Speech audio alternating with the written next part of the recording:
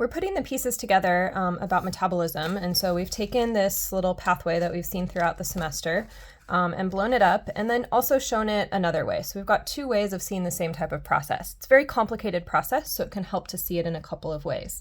And so just to bring us all the way back to the beginning of the semester, at the beginning of the semester, we talked about how metabolism, or aerobic cellular respiration, is like combustion. So we take a fuel, we add some oxygen, and we get products of carbon dioxide, water, and energy.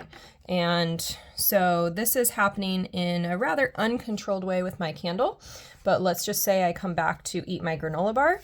I want to, in a very controlled way, metabolize the fat, the carbs, the protein, my fuels, to also get energy out, right? So I can do fun things like chemistry. So we're going to take a look at the fuel, which would be like the wax here, and see how we can gradually, very gently process that till I get energy, which I see here as light, and as a human I feel as energy to do things. So let's take a look here at the pathway we've been seeing. Again, the food that we eat, fats, carbs, proteins, is going to be metabolized. It's eventually going to enter the cell. So here we're looking at being inside of the cell, and then it will eventually turn into my ATP here at the bottom. With a little more detail, we can look over here. So still metabolizing, okay, gives you something to look at.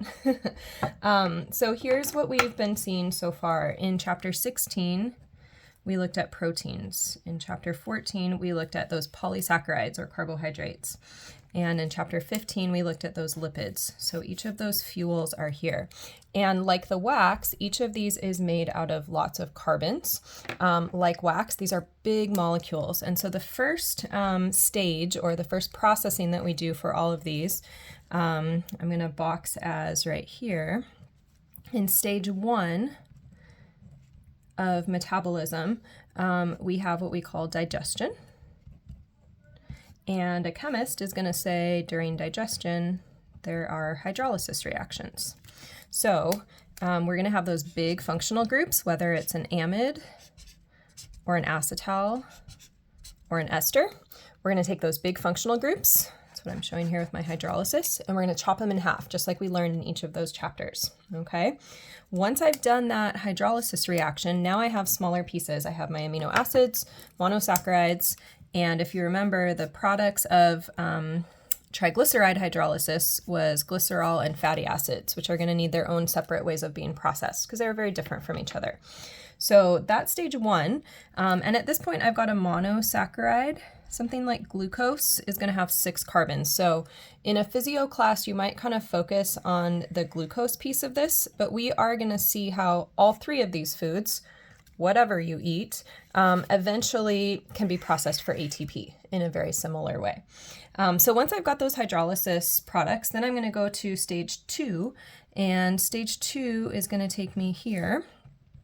So stage 2, now these smaller molecules can move into the cell. So see the parallel over here, the purple is my cell membrane. So here we're inside the cell, we're in the cytoplasm. And in stage 2, we're going to take all these different types of foods and we're going to convert them all into acetyl-CoA, which is this molecule here. We'll highlight in a moment. So convert all of our food into acetyl-CoA. And I'm going to highlight this acetyl-CoA as acetyl, which is green because it's coming from my food that I ate. And then CoA stands for coenzyme A, which we'll see in more detail pretty soon.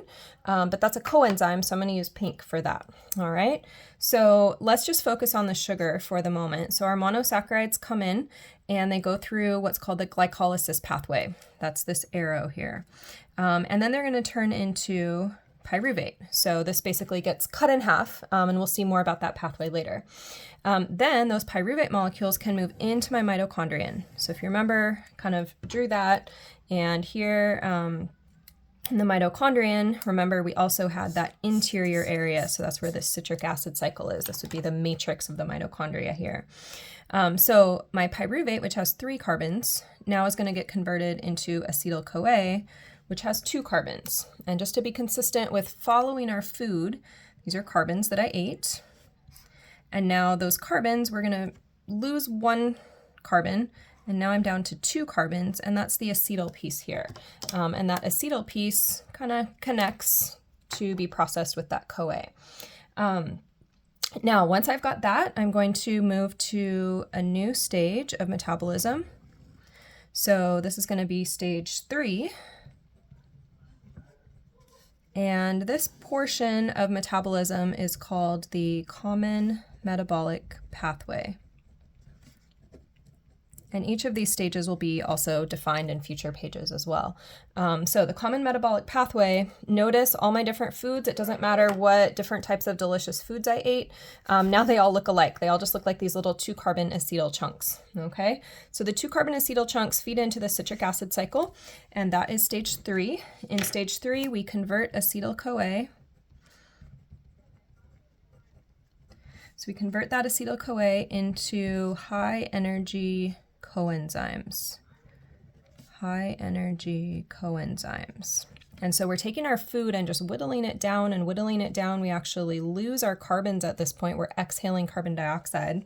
And so all we have left in those high-energy coenzymes, we've seen them before, NADH and FADH2. We've got the NAD and the FAD, which are coenzymes.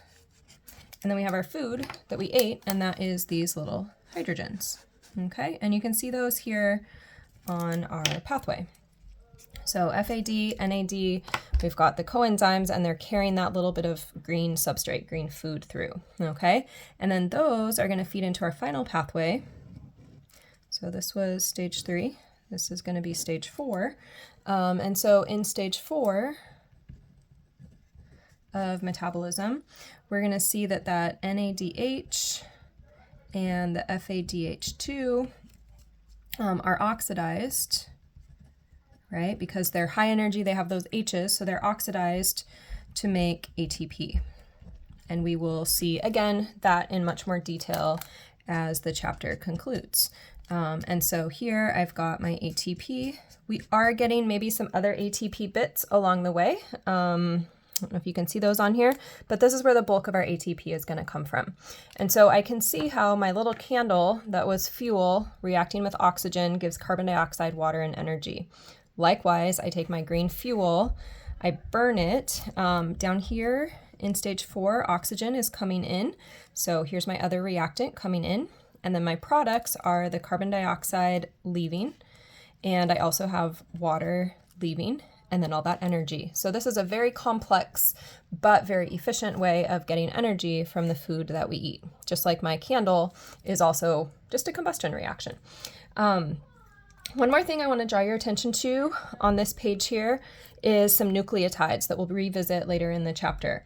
So acetyl-CoA is a nucleotide that we're going to see again later. The FADH2 and the NADH, we're going to see those structures later, and then ATP as well. So the little things that I've starred, those are called nucleotides.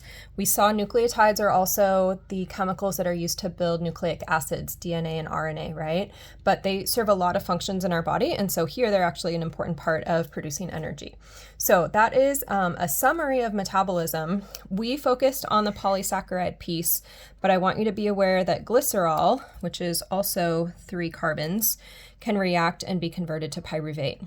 Amino acids that happen to have 3 carbons in them, things like serine or alanine, can also be converted into pyruvate, or other sizes of amino acids can fill in other pathways. Here, this NH2, this is going to feed into the urea cycle, where we get rid of the nitrogens because we don't really want the nitrogens. We just want those carbons and hydrogens.